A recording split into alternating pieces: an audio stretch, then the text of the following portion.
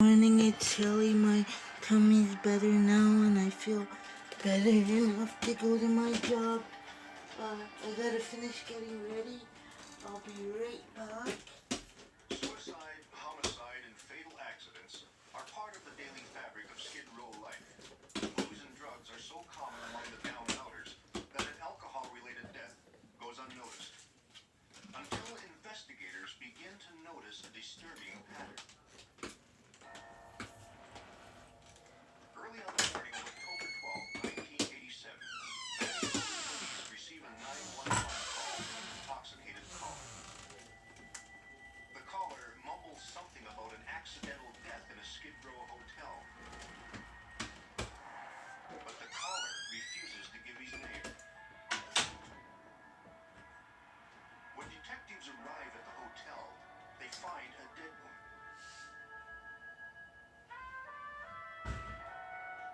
There is no sign of foul play. The police note scattered baby clothes on the floor.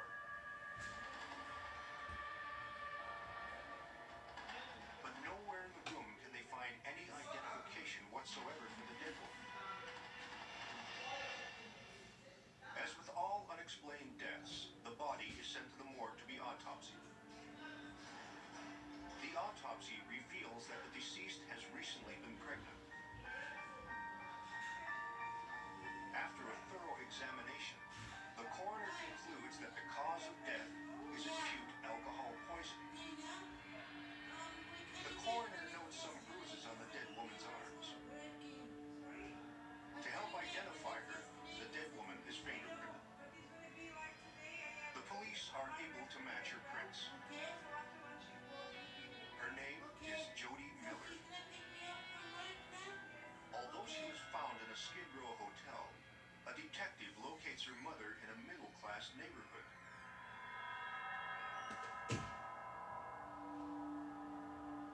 When the detective breaks the news to the woman about her daughter's death, she is crushed.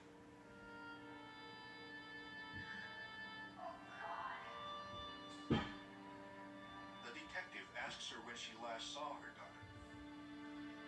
She says Jody dropped by to ask her to babysit. They'd had a huge argument.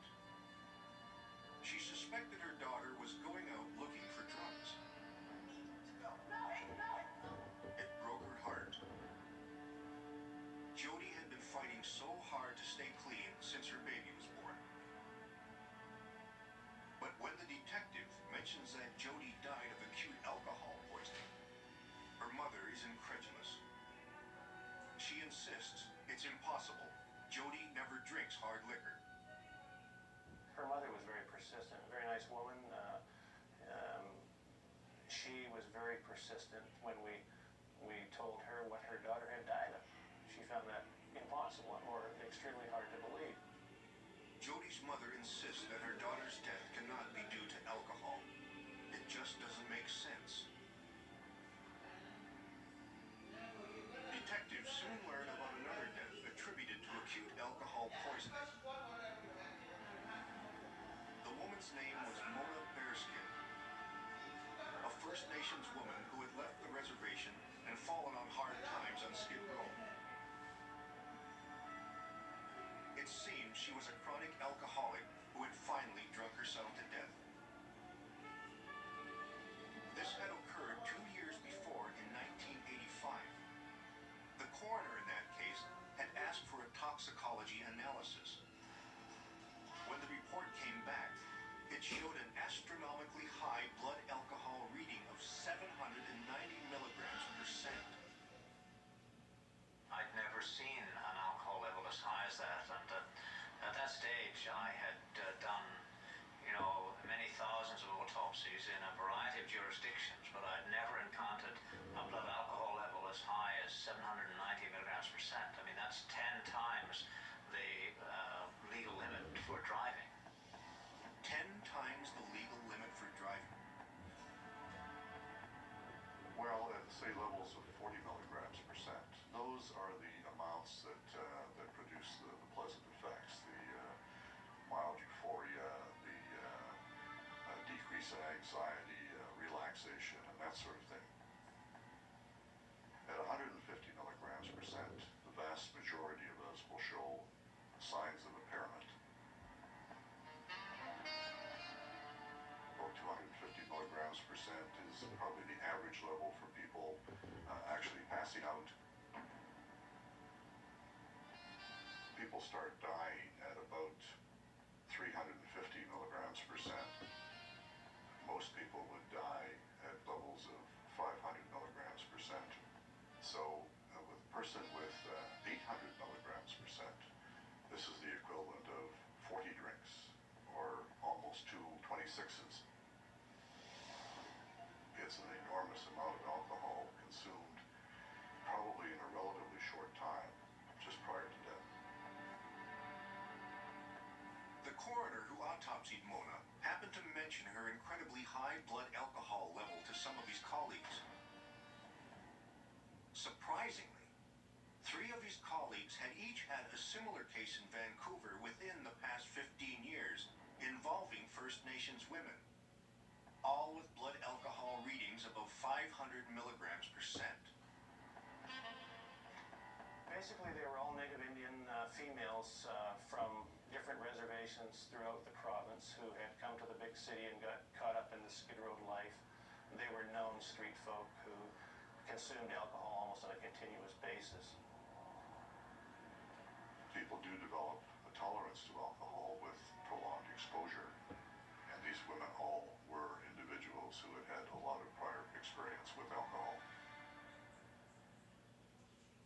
At the time, the coroners wondered whether these lethal blood alcohol levels were simply unique to chronic alcohol users. But detectives are now suspicious.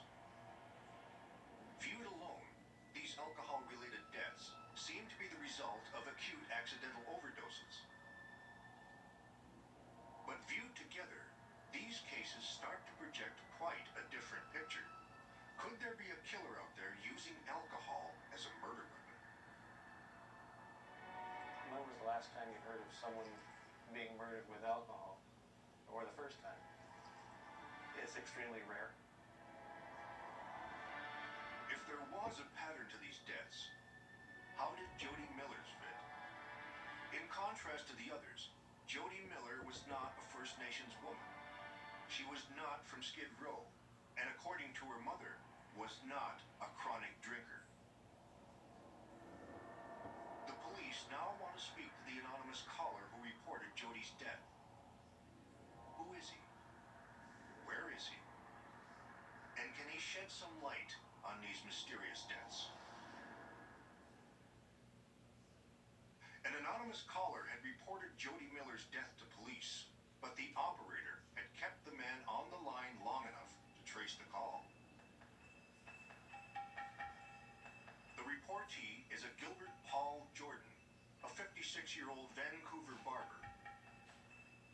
The detective who questions him notes that Jordan is soft-spoken and polite. Jordan explains that he picked up Jody on Skid Row, and she had agreed to go to a hotel with him. Shortly after they arrived there, Jody took out a handful of pills. Jordan claims he warned her not to mix pills and booze, but she was determined to take them. He tells the detective he even grabbed Jody at one point and tried to stop her, but she refused to listen and started drinking straight vodka.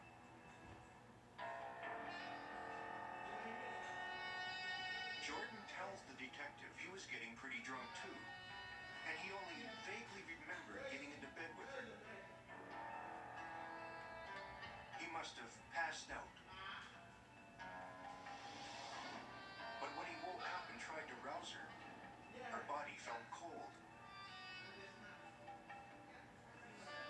He panicked, left the hotel, and returned to his shop.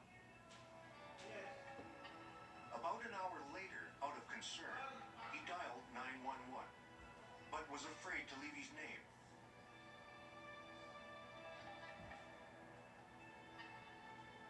But Jody's mother is adamant that her daughter would not have been drinking straight vodka. She has drawn up a list of 60 names of people who knew Jody was not a drinker. She urges the detective to check the note. She refuses to believe her daughter drunk herself to death. She claims that even when they were celebrating one of the most joyous days in Jody's life, the birth of her son, Jody did not even want to have a sip. She really assisted in the investigation. She turned us on to a lot of people, you know, to start us in the right direction.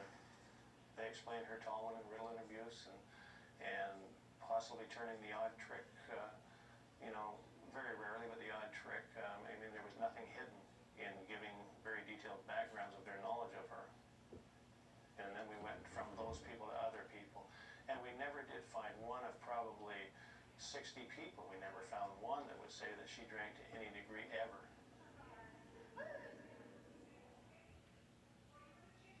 Detectives have come up with 2 more First Nations women from Vancouver's Skid Row whose deaths were attributed to acute alcohol poisoning.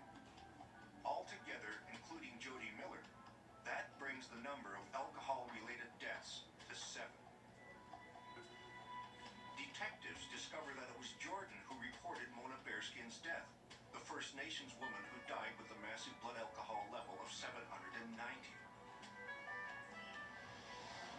The police report from 1984 states that Jordan claimed he had picked up Mona for a night of boozing and sex. They had come back to his shop to have a good time. They started drinking vodka and fooling around. Jordan told police at some point he passed out. When he woke up, Mona was beside him, dead.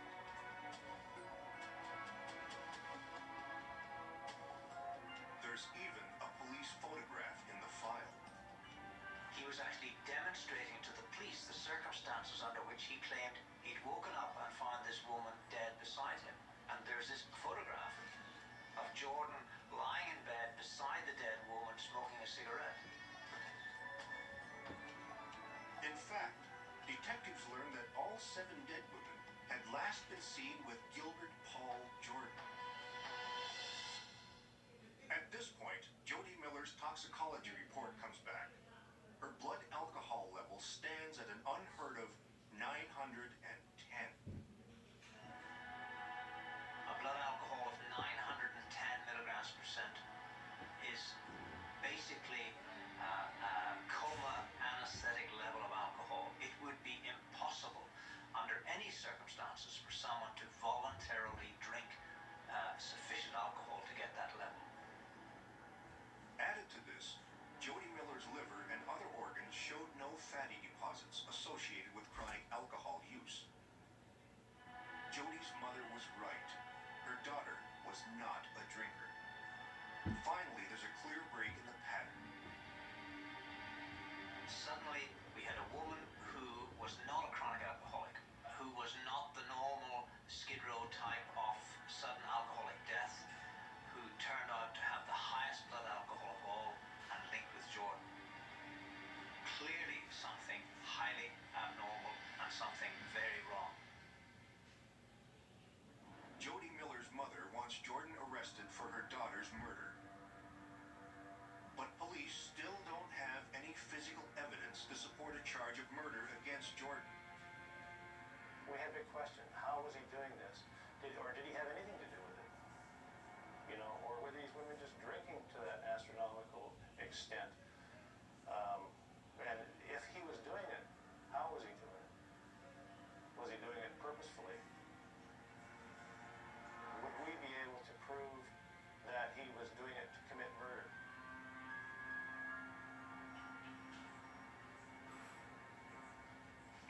Exhibit A, vodka. Colorless, odorless alcohol. Difficult to imagine as a murder weapon.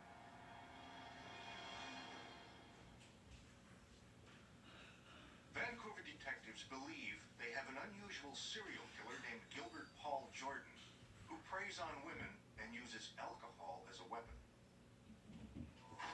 In checking into Jordan's background, they find out he grew up in the neighboring province of Alberta. dropped out of school in grade 8 and embarked on a life of booze and escalating criminal activities. Jordan not only has a lengthy criminal record, but he learned his barber's trade while in jail. He has a number of sex offenses, including exposing himself to children and having sex with an enfeebled 16-year-old First Nations girl. Suspicions against Jordan are strong, but investigators need concrete evidence before they can charge him, and they are in completely uncharted territory. It will be the first time ever in Canadian legal history that a suspect is accused of using alcohol as a murder weapon.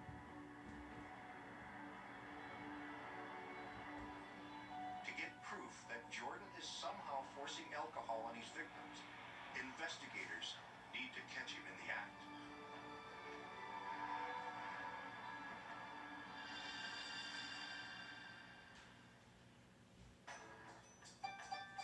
When Jordan picks up a First Nations woman named Alice Pratt and takes her to a local Skid Row hotel, detectives follow. They need to time their intervention perfectly. Too soon and they'll blow their cover. And too late is not an option. From an adjoining hotel room, they monitor the goings-on.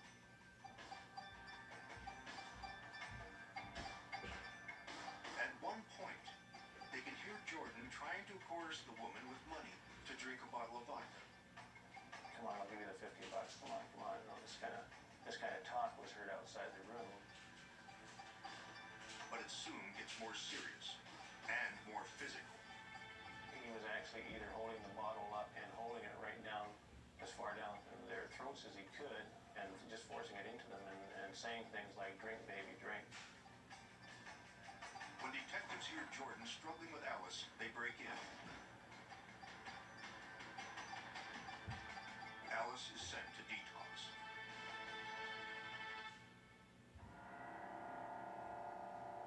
Jordan is arrested and charged with the first-degree murder of Jody Miller.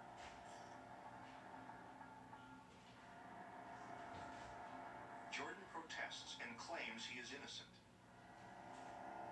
He tells a fellow inmate that they will never convict him because it will be his word against the women, and dead broads don't talk.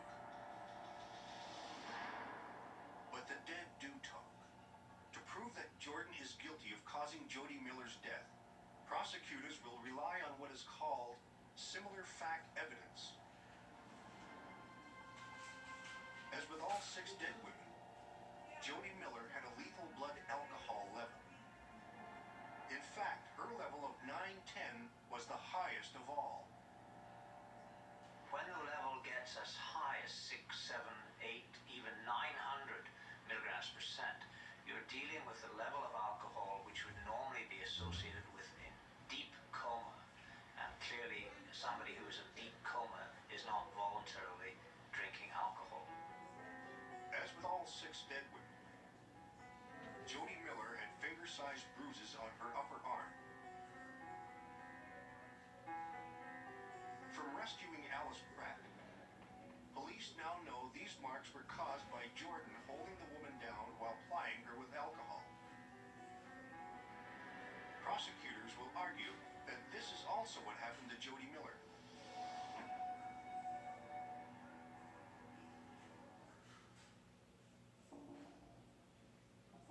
But even with all this evidence, prosecutors are still concerned about their chances to win a first-degree murder charge in court. The Crown recognised that while it might be very difficult to prove this as a case of murder, that clearly there was evidence of criminal negligence.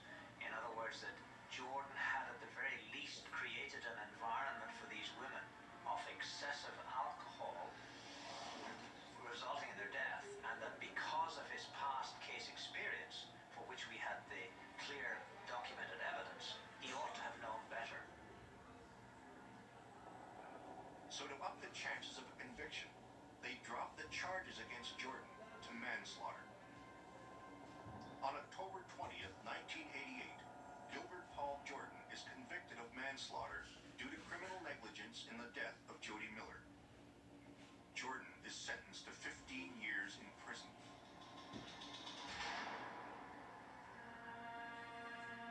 This case, it was unique because I don't believe since that time, or even prior to that time, that there'd been a case where alcohol was considered a homicide weapon, and we were fortunate enough to get a conviction for manslaughter in the case. But Jordan was never tried for any of the 6 other deaths of First Nations women on Vancouver's Skid Row. All the cases have been classified as accidental death, but each of these victims contributed to putting Jordan behind bars for Jody Miller's death. In 1991, Jordan appealed his sentence in the death of Jody Miller. The British Columbia Court of Appeals upheld his conviction, but reduced his sentence from 15 to 9 years. Jody Miller's mother and advocates for First Nations women were angered by the ruling. In the end, Gilbert Paul Jordan was paroled after serving only 6 years in prison. But on August 10th, 2000, Jordan was arrested again and charged with administering a noxious substance to an unidentified woman. It was alcohol. The stories on Exhibit A are based on true cases. The forensic scientists and investigators are the actual individuals who worked on the cases. The names of the victims are fictitious. The names of the guilty are real.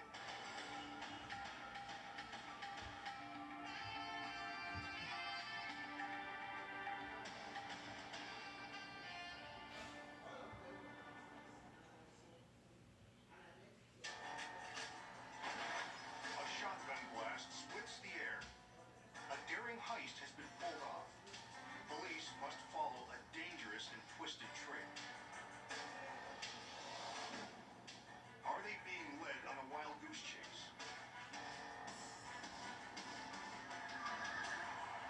The criminal mastermind has vanished into thin air, leaving carnage in his wake.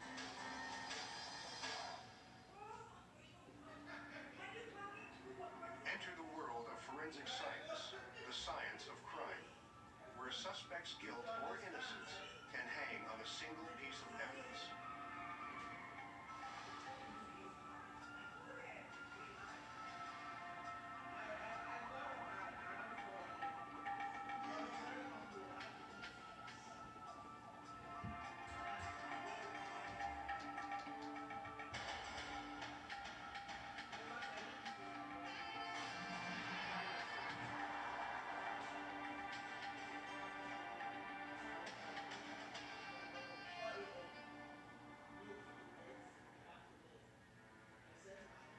Robbing an armored car, basically a bank on wheels, can be the greatest challenge to a man who considers himself a master thief. It takes experience, planning, and ruthlessness. You can't lose your cool or get greedy. And you'd better know how to cover your tracks. Oshawa, Ontario, 1991. An armored car stops to pick up cash from a busy grocery store. Tony Marcus is the armored car messenger. Today, Tony is taking an extra shift for a friend who needed the day off.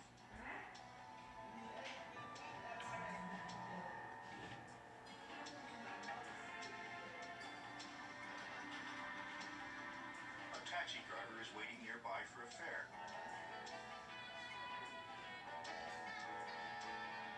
Then suddenly, the unthinkable happens.